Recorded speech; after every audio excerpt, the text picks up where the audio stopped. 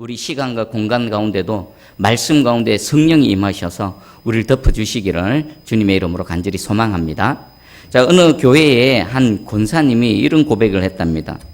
목사님, 저는 지금까지 예수님을 믿었는데 벌로 믿었습니다. 벌로. 그런데 이제부터는 내가 예수님을 제대로 믿게 되어졌습니다. 자, 벌로 믿는다의 벌로는 무슨 말입니까? 벌로. 네, 대충, 건성으로, 덤성덤성 이런 거죠. 권사님이면 신앙생활 오래 하셨겠죠. 아무나 권사 직분 받습니까?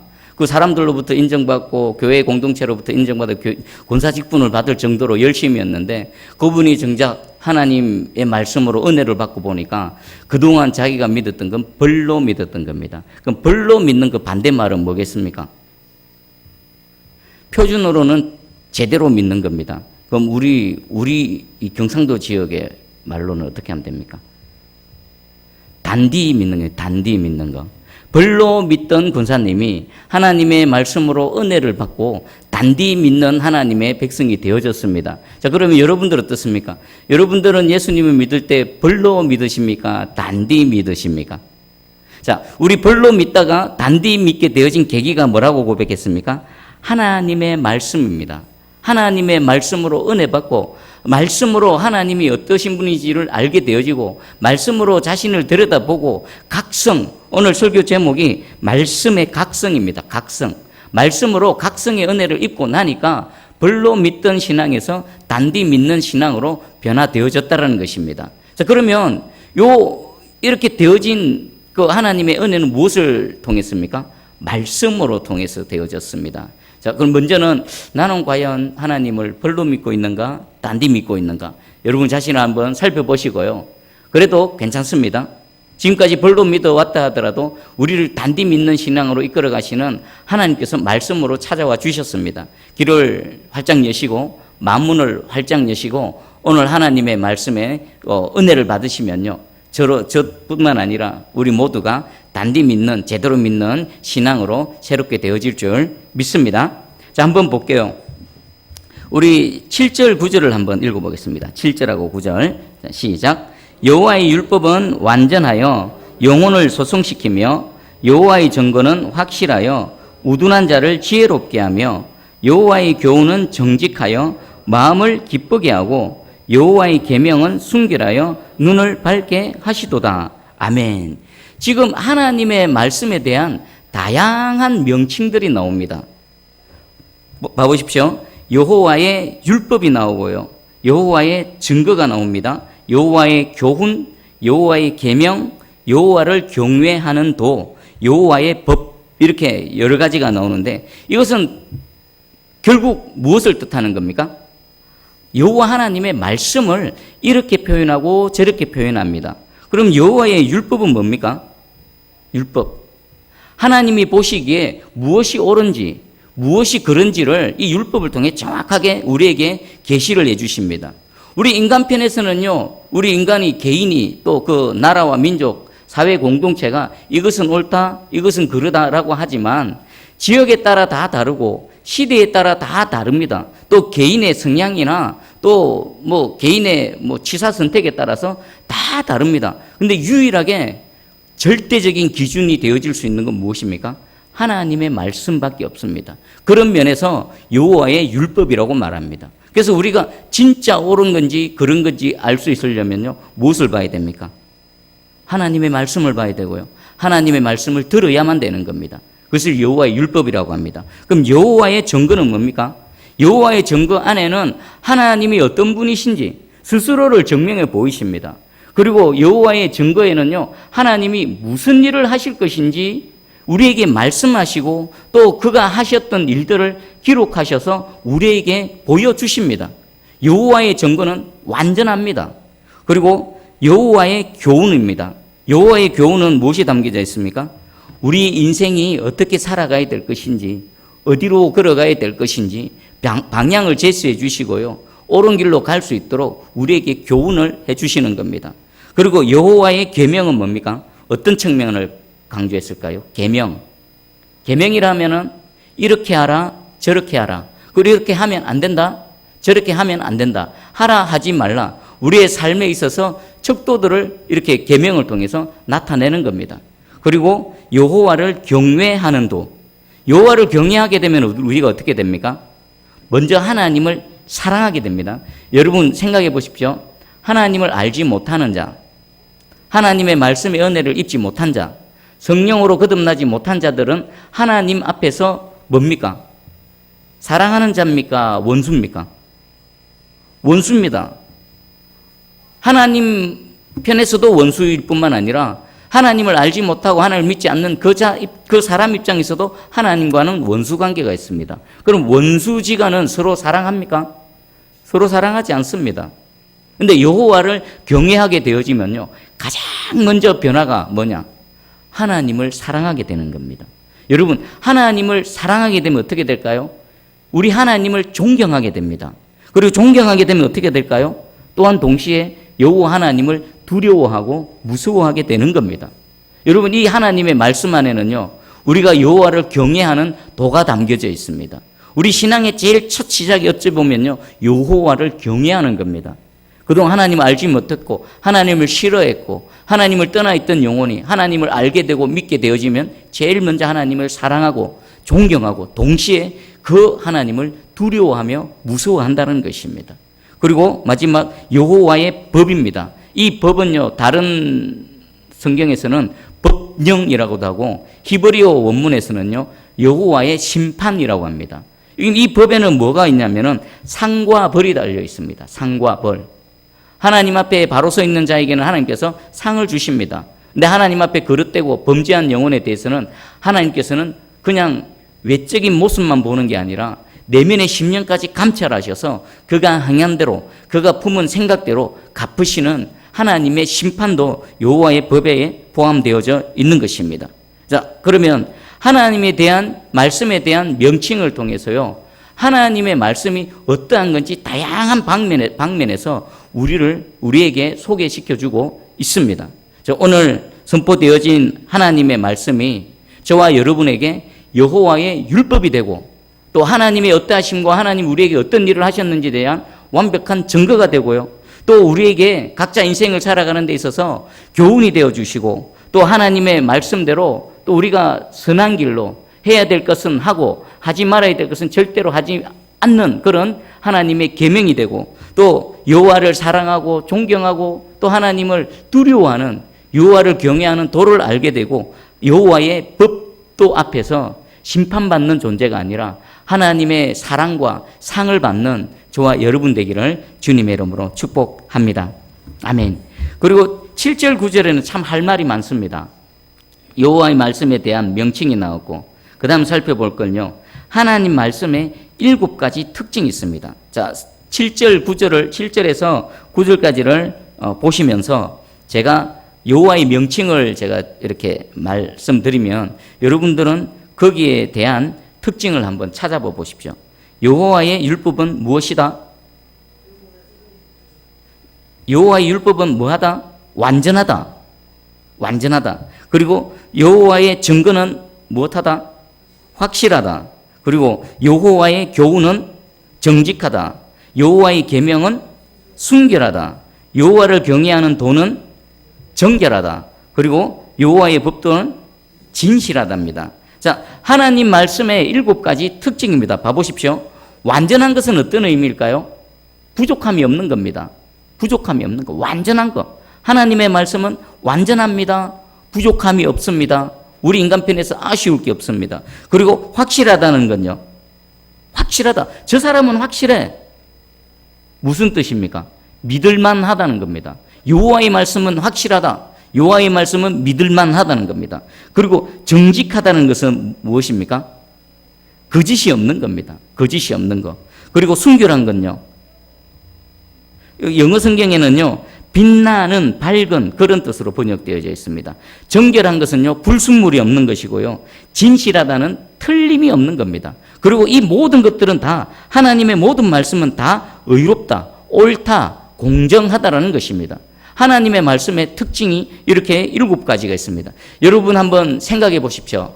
세상에 그 무엇이 이 7가지 특징을 다 갖고 있는 게 뭐가 있습니까? 한번 생각해 보세요. 도대체 뭐가 완전하고 확실하고 또 정직하고 순결하고 정결하고 진실하고 어려운가? 뭐가 있습니까? 사람 택도 없습니다. 그리고 우리 인간들이 그리 좋아하는 돈이 완전하고 정직하고 순결하고 확실합니까? 돈은 돌고 돌아서 돈이라 그러죠. 있다가도 없는 게 돈이고 내 통장에 좀 쌓여 있는 것 같으면 어느새 누가 빼가고 이리 빼가고 저리 빼가고 쏙쏙 꽃감 뽑아먹듯이 다 뽑혀져 나가버리고 또 쏟고 속이는 거 아니겠습니까? 사람이 속이나 돈이 속이지 이런 말 있지 않습니까? 돈은 절대로 이 하나님의 말씀의 특징하고 아무런 상관이 없습니다. 그리고 여러분 사랑하는 자식, 또 인간이 추구하는 성공, 명예, 권력, 지위, 이 모든 거 통틀어서 한번 생각해 보십시오. 이 7가지 특징하고 무엇 하나라도 비슷한 게 있습니까? 하나도 없습니다. 그리고 하나님 없다는 세상 가운데 학문을 최고봉으로 두죠. 학문은 절대적입니까? 확실합니까? 완전합니까? 정직합니까? 순수합니까? 그렇지 않습니다. 학문을 봐보십시오. 오늘날 21세기의 세계를 주름잡고 있는 학문, 철학사상, 그리고 19세기, 18세기 시대에 따라서 그 시대를 이끌어왔던 학문은 다 다릅니다. 그리고 세기가 반복되어질수록 그 이전에 그 세상을 주름잡던 학문은 또 다른 새로운 사상이 덮어버립니다. 그것은 아니다. 이게 더 새롭다라고 하면서 모든 사람들이 걸려 훅 딸려가 버립니다. 그리고 여러분 과학은 또 어떻습니까? 성경이 과학적이지 않다. 하나님을 증명해 봐라 라고 하는 과학. 지금 저 달나라 우주 어마어마한 곳까지 바라보고 있는 이 과학은 어떻습니까? 과학은 또 확실하고 완전하고 정직합니까? 그렇지 않습니다. 과학도요 거짓되고요 가설이고요 그냥 추측일 뿐이고요 잠깐 그것이 옳다라고 인정받다가 또 새로운 학설, 새로운 가설, 새로운 주장이 나오면 언제든지 180도로 뒤집어지는 게 학문이고 과학입니다. 그런 의미에서 보면 우리가 알고 우리가 접하고 살아가는 모든 것, 또 세상 사람들이 절대적인 기준을 두고 살아가고 있는 그 모든 사상들, 그것은 완전한 것 하나도 없습니다. 오직 유일무이하게 완전하고 정직하고 순결하고 우리가 믿을만하고 깨끗한 의로운 것은 무엇밖에 없습니까? 여호와 하나님 말씀밖에 없는 겁니다. 자, 그러면 우리 인생이 살아가면서 내가 인생을 살아가면서 완전하지도 않고 절대적이지도 않고 또 정직하지도 않고 의롭지도 않은 그 무엇을 내가 마음에 두고 그것에게 내 마음이 빼앗기고 그것을 의지하고 살아간다면요, 그 사람은 무엇 붙들고 살아가는 겁니까? 썩은 동아줄 붙들고 그게 옳은 줄 알고 그게 생명줄인 줄 알고 살아가는 것과 똑같습니다. 마치 미끄러운 빙판 위에서 미끄러운 빙판의 비탈진 면에 서 있으면서 자신은 안전하다 그러면서 스스로를 속이고 살아가는 사람과 마찬가지일 겁니다. 그러면 가장 안전하고 확실하려면 우리가 무엇을 붙들어야 됩니까? 하나님의 말씀, 이 7가지 특징의 모든 것들을 갖추고 있는 여호와 하나님 말씀만 붙들고 그 하나님 말씀에 내 전 인생을 걸고 그 여호와 하나님 말씀에 내 인생을 맡기고 살아가는 것이 가장 확실하고 가장 지혜로운 사람인 줄 확실히 믿습니다. 그런 저와 여러분 되어지기를 주님의 이름으로 축복합니다. 자, 그러면 이번에는 이 하나님의 말씀에 우리 대표적인 4가지 유익이 있습니다. 우리 보니까 여호와 율법은 완전해가지고 무엇을 합니까? 7절 여호와 율법은 완전해서 무엇 한다고요? 영혼을 소생시키십니다. 영혼을 소생시키고, 그리고 여호와의 증거는 확실하여 우둔한 자를 지혜롭게 한답니다. 그리고 여호와의 교훈은 정직해서 마음을 기쁘게 한다는 겁니다. 여러분, 말씀에 이런 유익이 있구나. 그리고 여호와의 계명은 순결해서 눈을 밝게 한다. 이 4가지를 한번 생각해 보십시오. 하나님의 말씀이 우리에게 주는 유익이 4가지가 있는데 내 영혼을 소생시킨다. 나의 어리석음에 하나님의 지혜를 부어주신다. 그리고 내 마음을 기쁘게 한다. 내 눈을 밝게 한다. 이건 뭘까요? 영혼을 소생시키는 것은 무엇을 뜻하는 겁니까? 내 죽어가는 심령에 내 실패하고 절망 심령에 무엇이 부어지는 겁니까? 하나님의 생명이 부어지는 겁니다. 이것은 그리 되어질 수밖에 없습니다. 하나님은 생명 자체이시기 때문에 절망 가운데, 죽음 가운데, 질병 가운데 있던 영혼이 하나님과 접속되어지면 하나님의 생명이 쑥 하고 들어오는 겁니다. 그래서 영혼이 소성되어지고요, 무너지고 망가져 있던 부분들이 회복되어지고 죽었던 게 살아나고 그렇게 활기를 되찾게 되어지는 것입니다. 그리고 지혜롭게 한다. 여러분, 세상에도 나름대로 지혜가 있습니다. 또 하나님의 지혜가 있습니다. 여러분, 세상의 지혜하고 하나님의 지혜하고 무슨 차이가 있을까요? 물론 세상의 지혜도 인생을 살아가는데 좀 통찰력도 주고 도움도 되어집니다. 하지만 완전하지가 않습니다. 세상의 지혜로요, 무슨 문제를 풀어나가면 그 문제가 완전히 해결됩니까? 안 됩니다. 당장은 뭔가 해결되어지는 것 같은데 그것 때문에 또 다른 문제가 생깁니다. 그래서 또 다른 뭔가를 해야 되고 또다시 계속 꼬리에 꼬리를 묻니다. 그런데 하나님의 지혜가 똑 임하시면 어떻습니까? 한 방에 싹 끝납니다. 세상의 지혜는 한계가 있습니다. 하지만 하나님의 지혜는 한계가 없고 무한하실 뿐만 아니라 완전하신 것입니다. 여러분들 한번 생각해 보세요. 와, 이 두 가지만 생각해, 두 가지만. 말씀을 통해서 여러분들 심령과 여러분들 삶에 우리 새순교회에 요 두 가지 은혜만 임해도 할렐루야 아닙니까? 할렐루야. 그런데 두 가지가 더 남아 있습니다. 마음을 기쁘게 한다는 것은 뭘까요? 마음을 기쁘게 한다. 내 안에 근심, 걱정, 염려거리가 어떻게 됩니까? 싹 사라지는 겁니다. 하나님께서 제거해 주신다는 겁니다. 무엇을요? 말씀을 통해서. 하나님 말씀이 선포되어지고 내가 하나님 말씀을 듣고 내가 그 말씀을 믿고 아멘 할 때에 내 안에 있는 어둠의 그 근심, 걱정, 고통, 염려하는 것들이 말씀의 능력으로 제거되어진다는 겁니다. 그래서 내 마음으로부터 기뻐지는 겁니다. 마음이 기뻐지면 그 인생이 어떡합니까? 달리 표현하면 행복해지는 겁니다. 행복해지는 거. 여러분들 진정으로 얼마나 세상 사람들이 행복해지기를 원합니까? 여러분도 행복해지기를 원하시죠? 그럼 어떻게 하면 됩니까? 말씀, 하나님 말씀을 가까이 하는 겁니다. 말씀을 읽고 듣고 쓰고 또 그 말씀이 선포되어질 때에 만문을 열고 가슴을 확 갖다 대고 신비에 새겨지도록, 그래서 하나님 말씀의 은혜를 입을 수 있도록 여러분들을 하나님 말씀 앞에 내어놓으면요, 나 때문이 아니라 내가 하나님께 어떻게 하는 것이 아니라 하나님의 말씀의 능력으로 우리 안에 있는 모든 근심, 걱정, 염려거리들을 제거해 주시고 하나님의 기쁨 가운데 머무게 하실 줄 믿습니다. 그리고 네 번째, 눈을 밝게 한다는 건 뭘 뜻할까요? 눈을 밝게 한다. 눈이 뺑 뜨여지면, 밝아지면 안 보이던 게 보여지기 시작합니다. 과거에 또 현재에 그리고 미래에 내가 알지 못했던 것, 내가 보지 못했던 것들, 이런 것들이 하나님의 말씀으로 보여지기 시작하는 겁니다. 그러면 내 마음속에 뭐가 생깁니까? 그동안은 몰랐는데 현실에 꽉 붙들려가지고 한치 앞도 못 보고 우왕좌왕하고 어찌할까 했는데 말씀이 선포되어지니까 그 말씀으로 인해서 현재가 해석되어지는 겁니다. 내 인생이 왜 이런가? 왜 이렇게 꼬여버렸는가? 왜 나는 예수 믿는데 남들처럼 이렇게 예수 믿으면 뭐 형통하고 뭐 복받고 이런 것도 있는데 왜 나는 계속 이렇게 어려운가? 라고 하던 그곳에 대해서 하나님의 말씀으로 정확한 해석이 되어집니다. 해석이 되어지면 그 다음 뭐가 제시됩니까? 해결책이 제시되어지지요.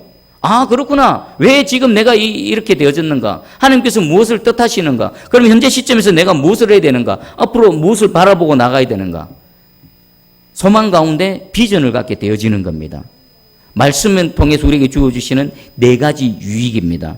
우리의 영혼을 소생시키시고 우리를 하나님의 지혜를 부어주시고 우리의 마음을 기쁘게 하시고 우리의 눈을 밝게 해주셔서 현재와 미래를 보면서 새로운 비전 가운데로 우리를 이끌어 가시는 겁니다. 여러분 한번 생각해 보십시오. 야, 이 말씀으로 이 네 가지 은혜를 입게 되어진다면 여러분 상상을 한번 해보십시오. 내 인생이 어떻게 변화되어질까?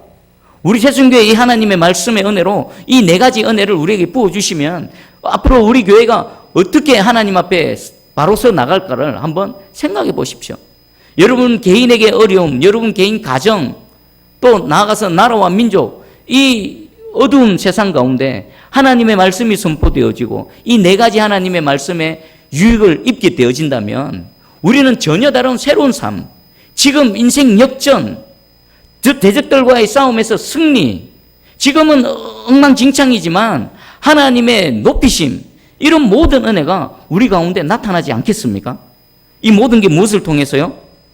말씀을 통해서입니다. 말씀을 통해서. 특별히 소승시킨다라는 이 단어의 의미는요, 국어사전에 이렇게 되어 있습니다. 까무러쳤다가 다시 깨어난다. 까무러쳤다가 거의 기절했다가 다시 깨어나는 겁니다. 그리고 중병을 치르고 난 뒤에 다시 회복되어진다. 죽는 줄 알았습니다. 암에 걸렸다 진단을 받고 이거 죽는 줄 알았습니다. 하나님의 은혜로 그것이 회복되어지고 다시 살아나는 겁니다. 죽다가 다시 살아나는 것, 이것이 소승입니다.